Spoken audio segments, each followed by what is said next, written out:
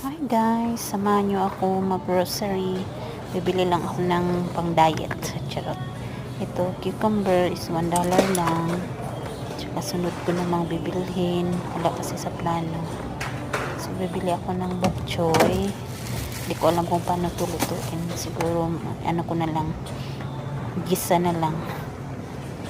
Alam nyo na, sobrang mahal dito sa Canada. Tapos, hindi lang kasi yan yung price na may tax pa kasi yan siya.